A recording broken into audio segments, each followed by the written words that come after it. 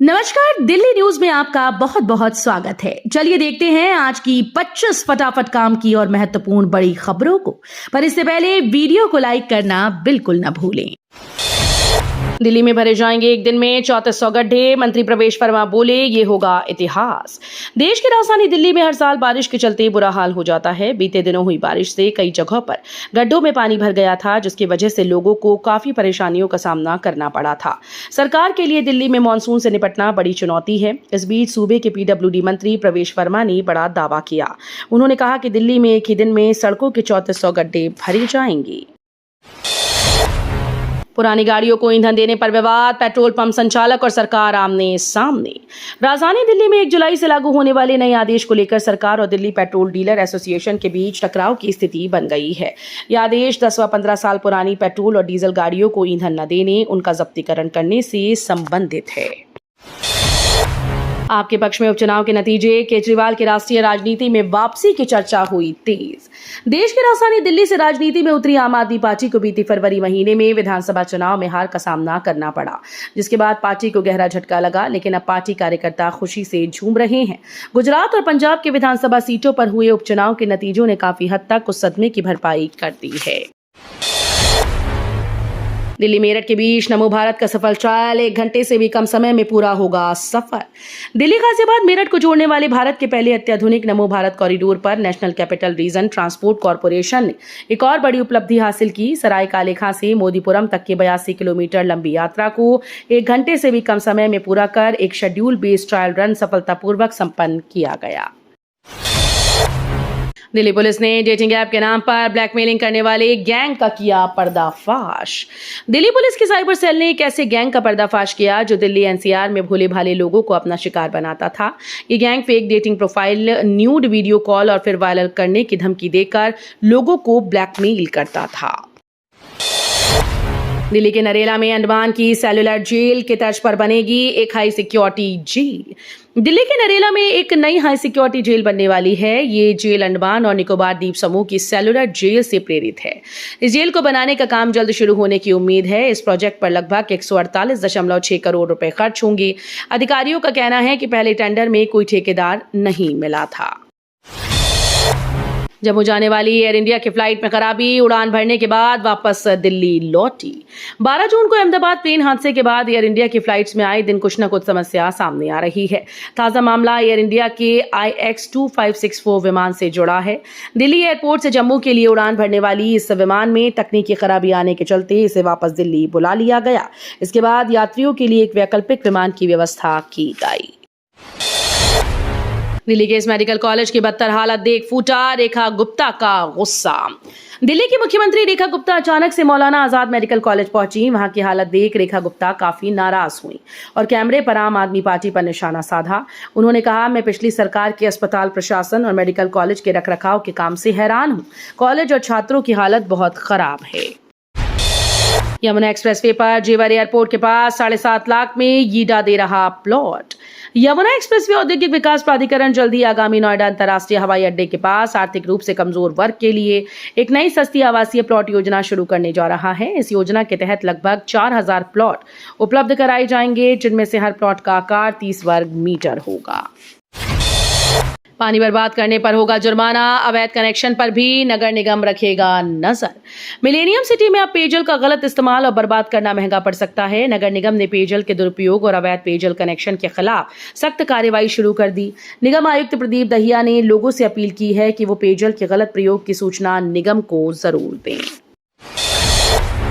Yamuna city में बनेंगे 9 नए पुलिस थाने, अब यीडा खुद करेगा इसका निर्माण। यमुना एक्सप्रेसवे औद्योगिक विकास प्राधिकरण क्षेत्र में विकास परियोजनाओं और बढ़ती प्लॉट की बिक्री को देखते हुए 9 नए थाने बनाने की तैयारी है।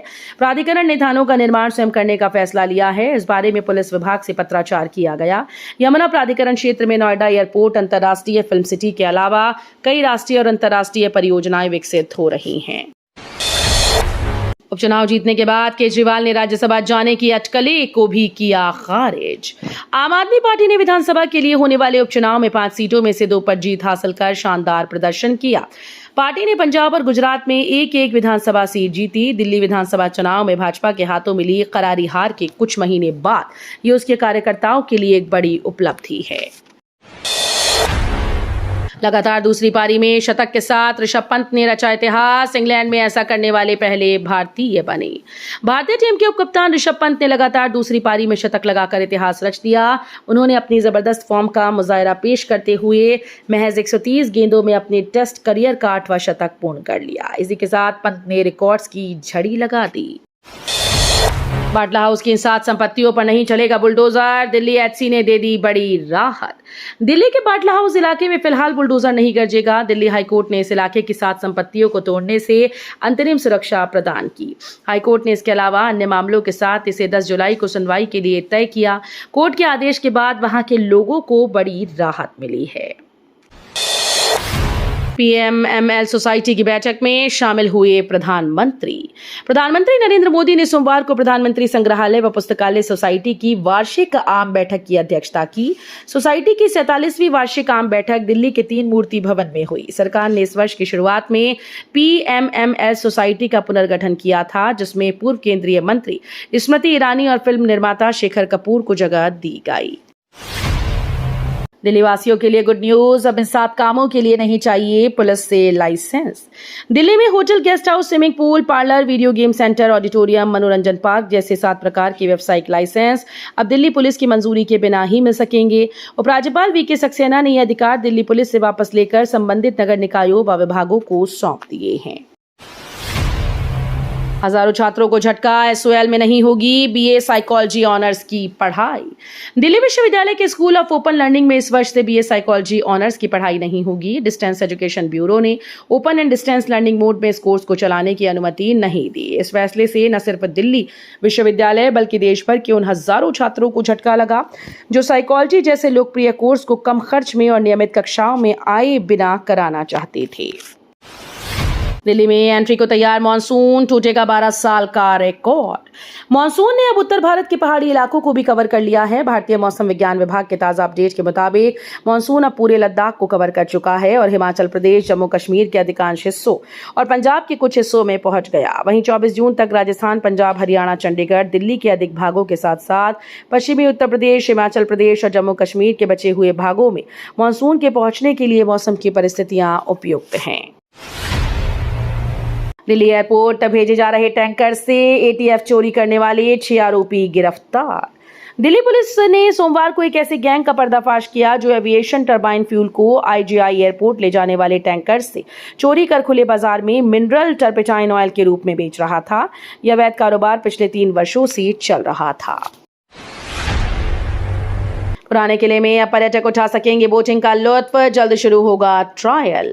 राजधानी दिल्ली के ऐतिहासिक स्थलों की श्रेणी में शुमार पुराने किले की सुंदर झील में एक बार फिर से सैलानी नौका विहार का लुत्फ उठा पाएंगे। लगभग 9 साल के लंबे अंतराल के बाद यहां बोटिंग की सुविधा को फिर से शुरू किया जा रहा है। 30 जून से इसके ट्रायल रन की शुरुआत होने जा रही है। दिल्ली में नशा तस्करी को लेकर बड़ी कार्रवाई, पुलिस ने 50 लाख रुपए की गांजा खेप पकड़ी। दिल्ली पुलिस ने नशा तस्करी के खिलाफ एक बड़ी कार्रवाई करते हुए अंतर्राज्यीय ट्रक सिंडिकेट का भांडाफोड़ किया है। इस दौरान पुलिस ने एक ट्रक से 288 किलो गांजा जब्त किया, जिसे एक गुप्त चैम्बर में छुपाकर दिल्ली लाया जा रहा था। पुलिस के मुताबिक जब्त किए गए गांजे की अनुमानित कीमत करीब 50 लाख रुपए है। पीएम मोदी से मिले मोहन यादव, जल संरक्षण समेत कई मुद्दों पर हुई बात। मध्य प्रदेश के मुख्यमंत्री डॉक्टर मोहन यादव की मुलाकात प्रधानमंत्री नरेंद्र मोदी से हुई। इसकी जानकारी उन्होंने प्रेस कॉन्फ्रेंस करके दी। सीएम यादव ने बताया कि इस मीटिंग में जल संरक्षण समेत तमाम मुद्दों पर बातचीत हुई। उन्होंने राज्य में चल रही योजनाओं से अवगत कराते हुए पीएम मोदी को इन योजनाओं के पूरा होने पर थोड़ा समय देने की बात कही। नोएडा में ई रिक्शा को बना दिया था छोटा हाथी, पुलिस ने ठोका मोटा चालान। नोएडा की सड़कों पर एक ई रिक्शा ऐसा दौड़ा कि देखने वालों की आंखें फटी की फटी रह गईं। ये रिक्शा ना तो सामान्य था और ना ही इसका लोड हल्का। लोहे के भारी भरकम सामान से ठसाठस भरा ये ई रिक्शा सड़क पर खतरे की घंटी बनकर चल रहा था। नोएडा यातायात पुलिस ने इस छोटे हाथी को पकड़कर न सिर्फ सबक सिखाया बल्कि 22,500 रुपए का मोटा चालान भी ठोक दिया। दिल्ली के एक अस्पताल में महिला मरीज से पेशेंट ने ही की छेड़छाड़, पुलिस ने दबोचा। दिल्ली के एक अस्पताल में एक महिला मरीज के साथ छेड़छाड़ किए जाने की वारदात सामने आई है। पुलिस की ओर से साझा की गई जानकारी के मुताबिक 23 जून को अस्पताल में महिला मरीज के साथ छेड़छाड़ की सूचना थाना न्यू उस्मानपुर को मिली। इस शिकायत पर पुलिस ने फौरन एक्शन लिया। भारतीय सेना को जल्द मिलेंगी 4.25 लाख स्वदेशी कार्बाइन, डीआरडीओ ने तैयार किया डिजाइन। क्लोज बैटल के लिए भारतीय सेना को जल्द स्वदेशी कार्बाइन मिलने जा रही है। डीआरडीओ की ओर से तैयार इस कार्बाइन का उत्पादन प्राइवेट कंपनी भारत फोर्स करेगी। भारतीय सेना को करीब 4.25 लाख कार्बाइन की जरूरत है। रक्षा क्षेत्र में आत्मनिर्भरता बढ़ाते हुए defence research and development organisation ने एक शानदार कार्बाइन बनाई है। तो ये थी आज की बड़ी खबरें। रोजाना ऐसे ही सबसे पहले अपडेट पाने के लिए चैनल को सब्सक्राइब करना बिल्कुल न भूलें। धन्यवाद।